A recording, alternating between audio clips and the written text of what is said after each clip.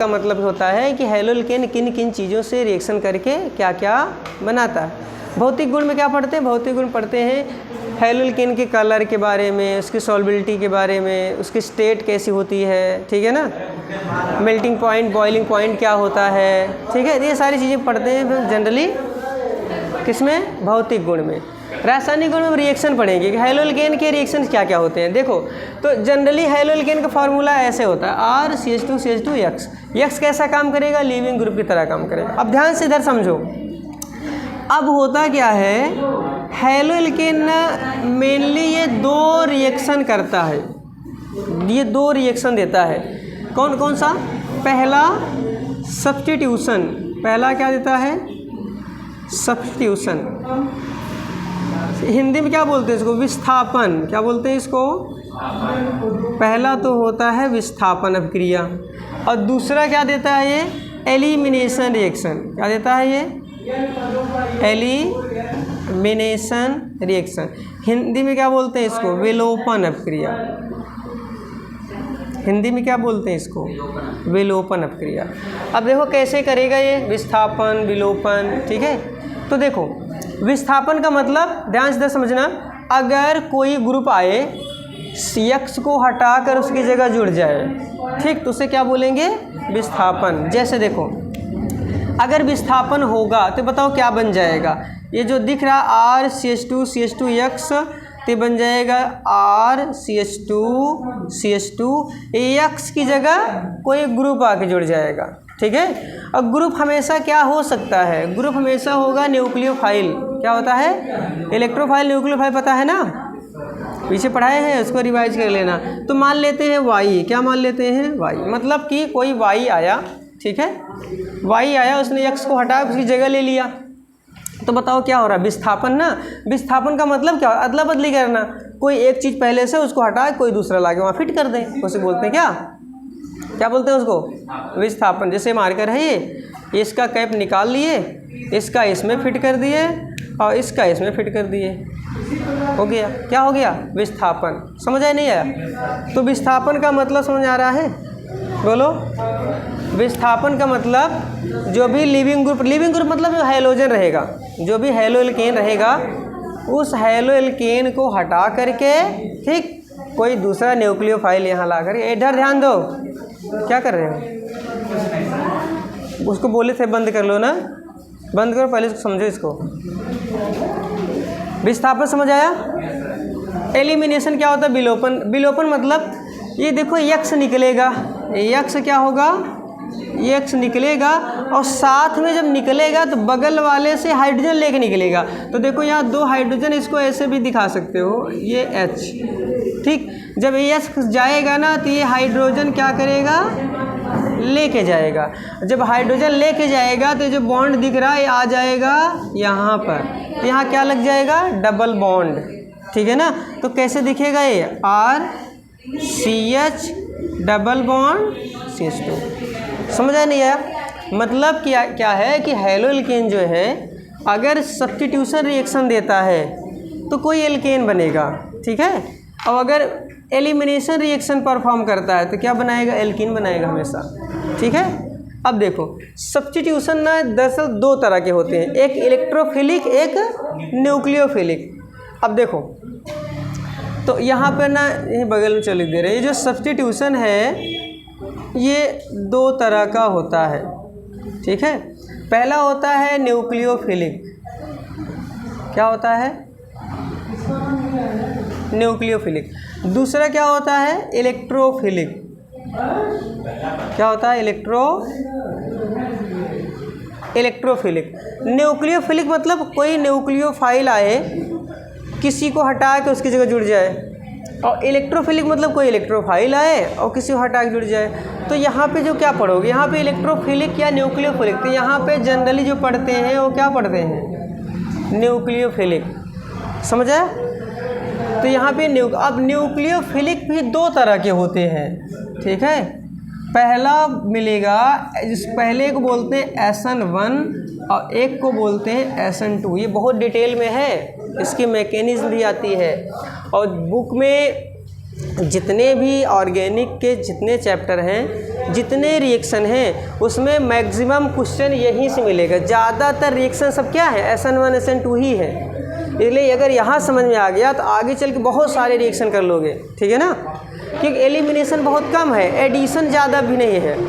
Addition बस carbonyl में कुछ मिलेंगे, ज़्यादातर यही पढ़ना है, सब्स्टिट्यूशन रिएक्शन, ठीक है। एडिशन और सब्स्टिट्यूशन ज़्यादा है। अब यहाँ एडिशन ये हेलोल्केन परफॉर्म देता नहीं है, देता क्या है, ये एलिमिनेशन है। और ये यहाँ से क्लियर हुआ।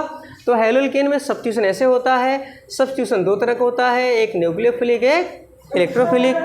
इलेक्ट्रोफिलिक जनरली ये देगा नहीं, जनरली क्या देता है, ये न्यूक्लियोफिलिक।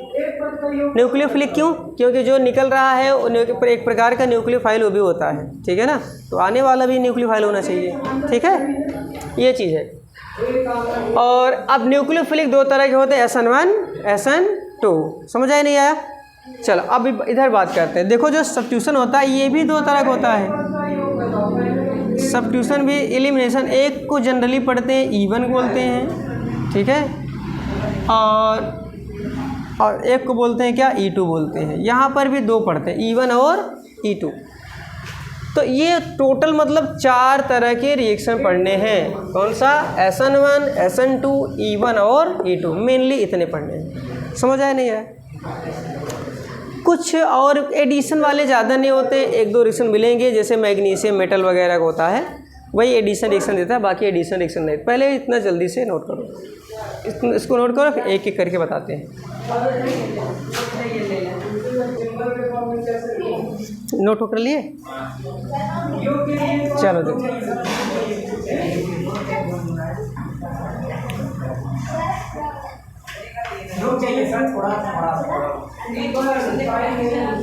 चलो पहला पढ़ते हैं SN1।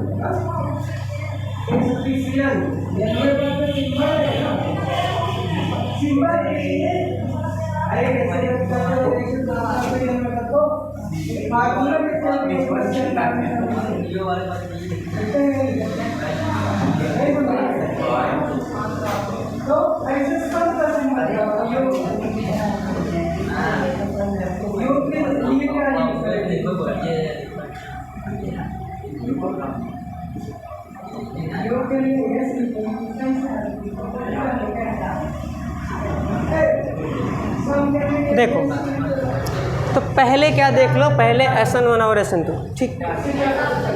देखो SN1 का फुल फॉर्म क्या होता है, देखो ये उल्टा चलता है ऐसे। पहले वन मतलब यूनिमोलिकुलर, वन से मतलब क्या होता है, यूनिमोलिकुलर, N से न्यूक्लियोफिलिक, S से सब्स्टिट्यूशन, ठीक है। यहाँ पे SN2 की फुल फॉर्म क्या होता है, इसकी मीनिंग क्या होती है, ये हो जाएगा 2 का मतलब बाईमोलिकुलर, ठीक है, और N का मतलब क्या हो जाएगा, न्यूक्लियोफिलिक, S का मतलब क्या हो जाएगा, S से सब्स्टिट्यूशन, ठीक है। समझ आया नहीं है? तो ये क्या होते हैं, इसके फुल फॉर्म होते हैं। हिंदी में क्या बोलोगे, एक आणुक, यूनिमोलिकुलर मतलब एक आणविक, एक आणुक, न्यूक्लियोफिलिक मतलब नाभिक स्नेही, सब्स्टिट्यूशन मतलब विस्थापन अपक्रिया, ठीक है। एक अणुक नाभिक स्नेही विस्थापन अपक्रिया, ठीक। यहाँ पर बाईमोलिकुलर मतलब द्विआण्विक नाभिक स्नेही विस्थापन अपक्रिया। समझ आई नहीं यार? इधर ध्यान होना चाहिए, ठीक है ना। नहीं ये समझ में नहीं आएगा, जल्दी आसानी से समझ में नहीं आता, क्योंकि इसको 4 बार बताना पड़ता तब कहीं दिमाग बैठता है। इसलिए ध्यान समझना, क्योंकि आज तक एक बार में ना किसी को नहीं समझ में आया होगा, ठीक है ना। जितना आसान दिख रहा है उतना है नहीं है। इसलिए कॉपी बंद कर लो और सारा ध्यान इधर करो, ठीक है ना। कॉपी बंद करो, पहले पूरा ध्यान इधर करो, नहीं समझ नहीं आएगा। ये आ गया समझ लो आधी केमिस्ट्री आ गई, ठीक है ना। सारे रिएक्शन यही पढ़ने हर जगह।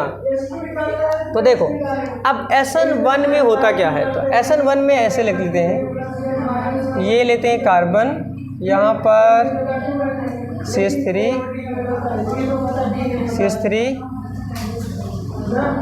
CH3 यहाँ पर लगाते हैं कोई लिविंग ग्रुप, जैसे कि मान लो Cl है, chlorine bromine iodine, generally Cl ले लेते हैं।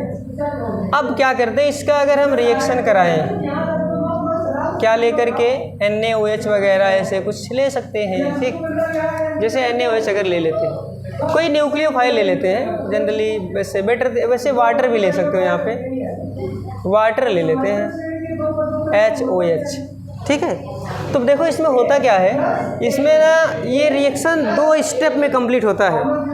पहले स्टेप में ये Cl बाहर हो जाएगा, जब Cl बाहर हो जाएगा तो यहाँ बनेगा कार्बोकैटायन, ये चीज़ पढ़ाए है ना, बोलो, carbocation +I -I carbon ion, ऐसा कुछ बनता है, ठीक। फिर उसके बाद क्या होता है, सेकेंड स्टेप में, दूसरे स्टेप में अब ये अटैक करेगा वाटर का, जब वाटर ले सकते हो या वाटर का OH- ले सकते हो, या ऐसे हटा करके हम यहाँ OH- लगा दे रहे हैं, ठीक है, ये बेटर रहेगा। तो OH- क्या है, न्यूक्लियोफाइल है ना, ये चार, देखो न्यूक्लियोफाइल बताया नहीं क्या होता है, न्यूक्लियोफाइल मतलब नाभिक स्नेही, नाभिक स्नेही मतलब वो चीज़ जिसके पास इलेक्ट्रॉन डेंसिटी ज़्यादा हो, मतलब माइनस चार्ज हो सकता है, या फिर इलेक्ट्रॉन पेयर्स हो सकते हैं जिनको लोन पेयर इलेक्ट्रॉन बोलते हैं। अब ये क्या करेगा, इस कार्बन पे अटैक करेगा, ठीक, अटैक करके जुड़ जाएगा, तो ये क्या बन जाएगा, ये बन जाएगा CH3 और यहाँ क्या लग जाएगा, OH। ये है SN1, ठीक है। अब SN1 क्यों बोला गया, क्योंकि अगर इसका, अभी देखो एक चीज़ पढ़े नहीं हो, केमिकल काइनेटिक्स नहीं पढ़े हो ना, कि पढ़ाया गया है रासायनिक बल गतिकी, जिसमें रेट ऑफ रिएक्शन वगैरह आते हैं, रेट कैसे निकालते हैं रिएक्शन का, रिएक्शन के टाइप पढ़ते हैं, वहाँ पे क्या बोलते हैं, अति तीव्र क्रिया, मंद क्रिया, अति मंद क्रिया, 3 तरह के रिएक्शन बोलते हैं ना, एक वेरी फास्ट, एक वेरी स्लो, एक मॉडरेट रिएक्शन। तो जब वहाँ पढ़ोगे तो वहाँ ये चीज़ें थोड़ा सा ज़्यादा समझ में आएंगी, लेकिन अभी हम इसको देखते हैं, समझ में आ जाएगा वैसे। तो देखो पहले क्या हुआ, सबसे पहले Cl निकला, कार्बोकैटायन बना, तो इसमें जो ये फर्स्ट स्टेप है, यही स्टेप हमारी मेन है, सारी चीज़ें यहीं से निकाली जाती हैं, मतलब इसे बोलेंगे हम RDS, क्या बोलेंगे, RDS फुल फॉर्म होता है रेट डिटर्मिनिंग स्टेप, दर निर्धारक पद, मतलब ऐसा स्टेप जिससे हम उसकी रेट निकालते हैं, अभिक्रिया की जो रेट क्या, मतलब किस स्पीड से रिएक्शन होता है, ये RDS है। क्योंकि ये वाला जो स्टेप है ना, ये स्लो होता है, और जो रिएक्शन स्लो होता है उसी का रेट हम निकाल सकते हैं। इसका क्यों नहीं निकाल सकते, क्योंकि ये वाला जो स्टेप है ना वेरी फास्ट होता है, ये इतना तेज़ी से ये हो जाएगा, बन जाएगा कि पता ही नहीं चलेगा, ठीक है, इतनी जल्दी हो जाता है। इसमें थोड़ा टाइम लगता है, तो जिसमें टाइम लगता है हम उसका रेट निकाल सकते हैं ना। अब कोई मान लो कोई चीज़ जा रही है सामने से, वो इसकी स्पीड है मान लो 5 किलोमीटर/आवर, 10 किलोमीटर/आवर, तो आराम से देख के बता लोगे ना कितना स्पीड जा रही है। लेकिन बगल से अगर 400 की स्पीड से अगर गुजर जाए, पता चलेगा, पता ही नहीं चलेगा ना। तो वैसे जो रिएक्शन बहुत फास्ट होती है उनका रेट नहीं निकाला जा सकता, ये वहाँ एक केमिकल काइनेटिक्स में पढ़ोगे चीज़ें। तो मतलब कि रेट हम कहाँ से मिल रहा है, इस फर्स्ट स्टेप से ना, तो यही मेन पार्ट है। और इसमें देखो क्या बेस का कोई यहाँ पे न्यूक्लियोफाइल का कोई इन्वॉल्वमेंट है, यहाँ पे कोई रोल है इसका, नहीं है ना, क्योंकि देखो बेस था लेकिन उसकी ज़रूरत ही नहीं पड़ी, क्योंकि जब तक ये Cl निकल के कार्बोकैटायन बनेगा नहीं तब तक OH कुछ कर ही नहीं सकता। और उसकी वजह क्या है, ये इसलिए कुछ नहीं कर सकता क्योंकि यहाँ पे देखो भीड़ ज़्यादा है, समझ आया, मतलब कार्बन के साथ जुड़ना है, कार्बन के बगल में 3 क्या लगे हुए हैं, CH3 जुड़े हुए हैं ना। अब इतने सारे CH3 लगे हुए हैं तो ये OH आएगा कहाँ से, नहीं जो इसको अगर ओपन कर दे मान लो, अभी तो इस पास में ओपन करेंगे जगह ले लेता है ना, काफ़ी जगह ले लेगा, तो ये जगह नहीं होती है इसके आने के लिए। तो ये क्या करता है, वेट करता है किसके, Cl के निकलने का, कि जब Cl निकलेगा तो हम जाके जुड़ेंगे। इसीलिए जब इसका रेट निकाला जाता है तो रेट निकल के आता है क्या, के कंसंट्रेशन ऑफ, ये क्या है, इसको देखो CH3 को लिख सकते हैं Me, क्या लिखते हैं, मेथिल ग्रुप, CH3 मतलब मेथिल ग्रुप, Me लिख सकते हो। अब कितने हैं ये, 3, तो मतलब क्या लिख दिए Me3, और क्या है उसके बाद C है, 6 क्या Cl, ये मतलब जो हमारा रेट होगा वो केवल डिपेंडेंट है किस पर, इस पर। रेट केवल इस पर निर्भर करता है, इन बाकी चीज़ों पे बेस पर न्यूक्लियोफाइल पे निर्भर नहीं करेगा। इसीलिए इसको बोला गया SN1। एस क्यों एस मतलब सब्स्टिट्यूशन, सब्स्टिट्यूशन हुआ है ना, Cl को निकाला गया, OH को लगाया गया है, इसलिए सब्स्टिट्यूशन। न्यूक्लियोफिलिक क्यों बोला गया, क्योंकि जो आके जुड़ रहा है वो न्यूक्लियोफाइल है। देखो OH माइनस चार्ज ना, OH माइनस मतलब बोले थे ना जिसके ऊपर माइनस चार्ज हो न्यूक्लियोफाइल होता है वो, ठीक है ना, उसको न्यूक्लियस की ज़रूरत होती है, मतलब पॉजिटिव चार्ज की ज़रूरत होती है, इसलिए न्यूक्लियोफिलिक हुआ। यूनिमोलिकुलर क्यों हुआ, क्योंकि इसमें केवल एक मॉलिक्यूल पार्टिसिपेट कर रहा है बस रेट में, कौन, ये केवल, इसमें OH का कोई रोल नहीं है, ठीक, इसीलिए इसको बोला गया SN1। समझ आया। अब इसको देखते हैं, जब तक दोनों साथ में नहीं देखोगे ये दिमाग में बैठेगा नहीं। अब SN2 देखो ऐसे होगा, ये रहा कार्बन, यहाँ पे हाइड्रोजन लगा दे रहे हैं, यहाँ पे लगा है Cl। अब हम क्या ले लिए, OH माइनस।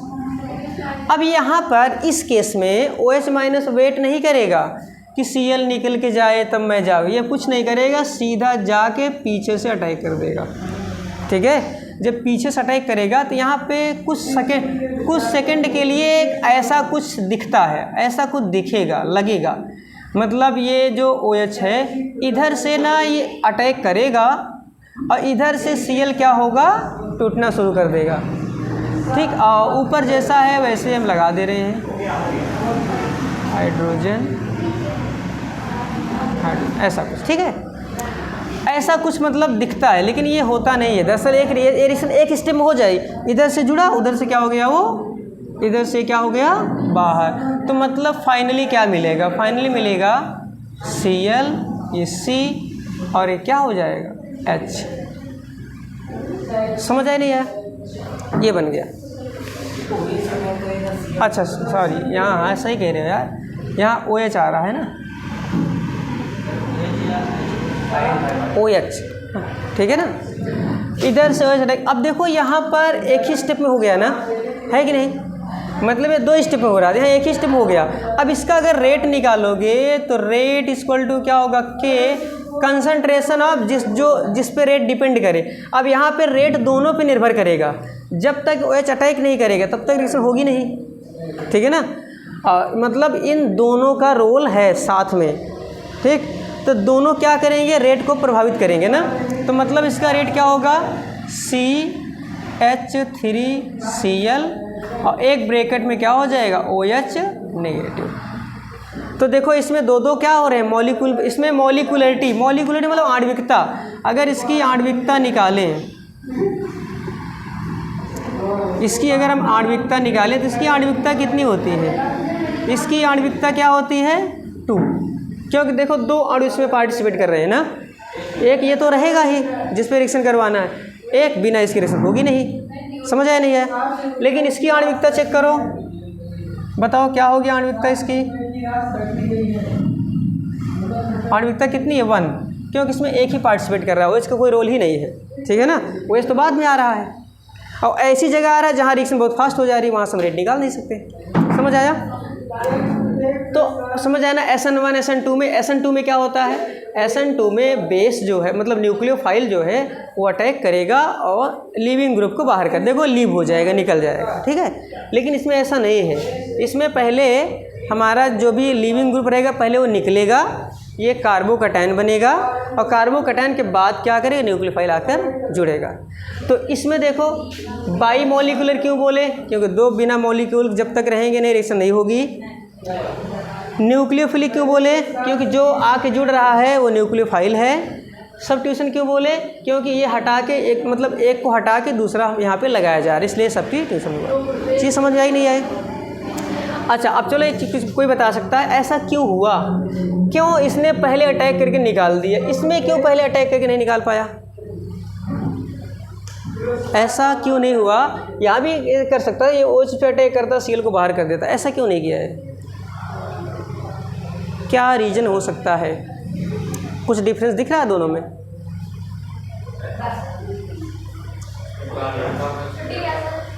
क्राउडनेस, भीड़, बल्कीनेस, हाँ यहाँ पे बल्की ग्रुप थे, यहाँ पे कार्बन के चारों तरफ CH3 लगे हुए थे और CH3 से हाइड्रोजन भी होगा ना, अगर सबको फैला देंगे तो जगह नहीं बचेगी कि OH जुड़े कहाँ से, ठीक है।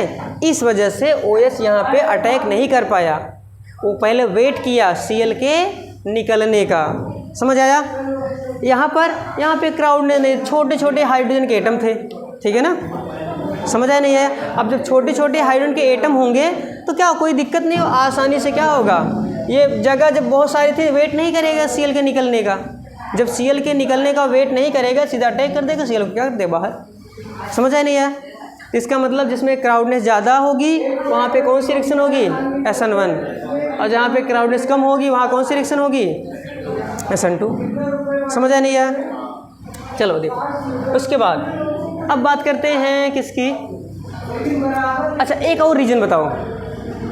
एक तो ये हो गया कि यहाँ क्राउडनेस ज़्यादा थी, ठीक है, इस वजह से अटैक नहीं कर पाया, वहाँ क्राउडनेस कम थी इस वजह से उसने अटैक कर निकाल दिया। एक और कोई रीज़न बताओ, एक और कोई रीज़न बताओ।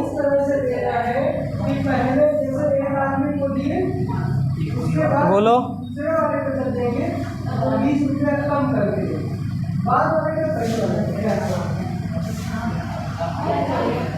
बोलो भाई जल्दी से।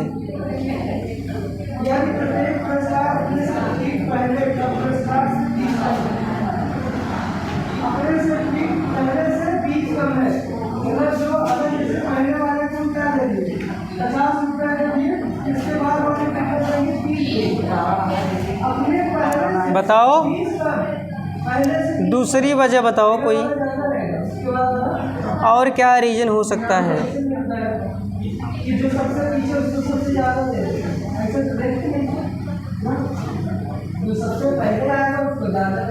बोलो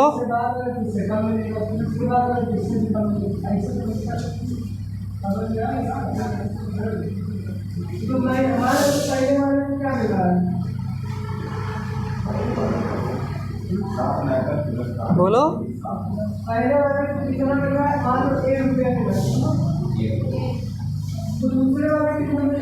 बताओ भाई। अरे दूसरी वजह ये थी यार,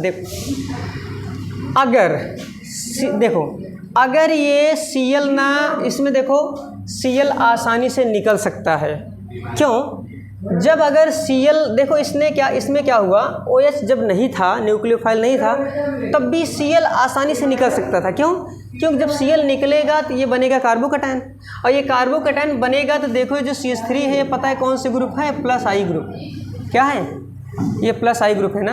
और जानते हो +I ग्रुप क्या करता है, इलेक्ट्रॉन डोनेट देता है, तो इलेक्ट्रॉन दे करके इसकी कमी को पूरा कर देता है, इसीलिए कार्बन को दुख नहीं होता है Cl के जाने का। अब समझ आया, Cl यहाँ पे आसानी से जा सकता था, क्योंकि Cl जब चला जाएगा तो कार्बन की हेल्प करने वाले 3 मिथाइल ग्रुप हैं, वो इलेक्ट्रॉन देने थोड़ा थोड़ा दे करके चुप करा लेंगे उसको, समझ आई नहीं है।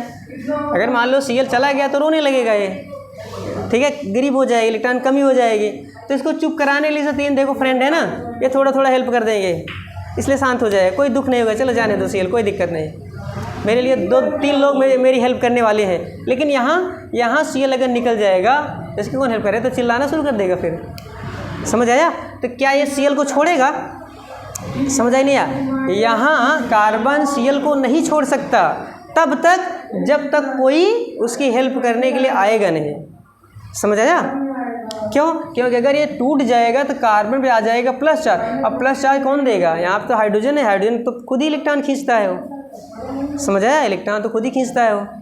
लेकिन क्योंकि यहाँ पे एक पॉसिबिलिटी थी कि Cl इसीलिए आसानी से यहाँ निकल गया था, चाहे ये आए चाहे ना आए, और 2 वजह थी, एक तो भीड़ की वजह से आ भी नहीं सकता था, और दूसरा ये आसानी से निकल भी सकता था, क्योंकि निकलने के बाद जो कार्बोकैटायन बन रहा है वो हमारे स्टेबल है। यहाँ हाइपर कंजुगेशन भी है, क्योंकि 3-3-6-3 9 अल्फा हाइड्रोजन है ना, हाइपर कंजुगेशन पढ़े थे ना, अति संयुग्मन, और साथ में +I ग्रुप की तरह भी काम करता है, तो 2 वजह है। लेकिन यहाँ ऐसा है नहीं, यहाँ Cl तो जा ही नहीं सकता जब तक वो आएगा नहीं, और आ भी सकता है आसानी से, वेट भी नहीं करेगा, क्यों, भीड़ नहीं है। अगर भीड़ होती तो थोड़ा सा मान लो संकोच करता कि जाएं कि न जाएं, भीड़ है नहीं इसलिए बिंदास चलाएगा। और जब और कार्बन को भी चाहिए कोई आए तब हम इसको छोड़ेंगे, नहीं छोड़ेंगे, लेकिन यहाँ ऐसा नहीं, समझ आया। अगर चलो समझ आया तो इसमें एक चीज़ बता दो, अगर ना इन सब का हम SN1 रिएक्शन कराएं, क्या कराएं, SN1 रिएक्शन कराएं सबका, तो इसमें बताओ कौन है जो SN1 अच्छा देगा, कौन है जो SN1 फास्ट देगा, इसमें से कोई बता सकता है? कौन देगा SN1 अच्छे से? हाँ, ए वाला और सी वाला सबसे ज़्यादा कौन देगा? इंक्रीज, इसको डिक्रीजिंग ऑर्डर में लिख के दिखाओ, सबसे ज़्यादा कौन देगा और सबसे कम कौन देगा? है सब सामने है यहाँ, बस देख के बताना।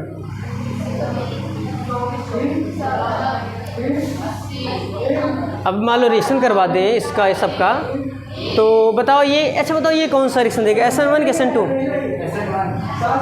SN1। SN2 क्यों नहीं दे सकता?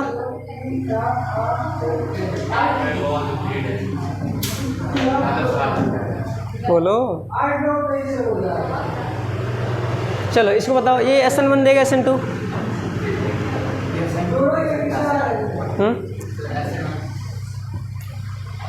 ये SN2 देगा SN1? देखो देखो एक समझा रहे, पहला ये Cl है ना, Cl के दो तरफ भीड़ है, लेकिन यार एक तरफ छोटा हाइड्रोजन है, मतलब यहाँ बेस अटैक कर सकता है ना, इसका मतलब ये SN1 दे सकता है, ये SN2 भी दे सकता है। क्यों?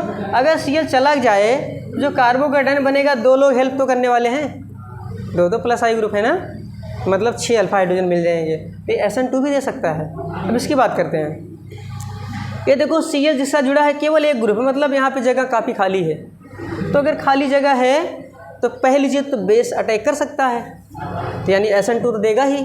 अब SN1 की बात, अगर Cl निकल जाए तो इस पर चार्ज क्या आ जाएगा? प्लस। क्या स्टेबल है ये?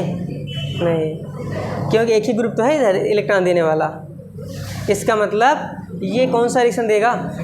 ये SN2 देगा। अगर SN2 की बात करें तो सबसे अच्छा SN2 ये देगा, यानी कि B जो है SN2 के लिए बेस्ट है। अब समझ आया? इसकी बात करते हैं।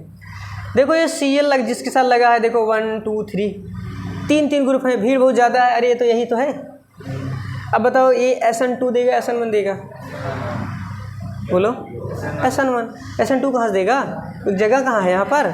अगर क्योंकि SN2 इसलिए नहीं देगा क्योंकि क्राउडनेस की वजह से OH अटैक कर नहीं सकता, और दूसरी बात Cl अगर निकलता है तो आसानी से जो कार्बोकेटायन बनेगा स्टेबल भी है, तो मतलब SN1 के लिए बेस्ट कौन है?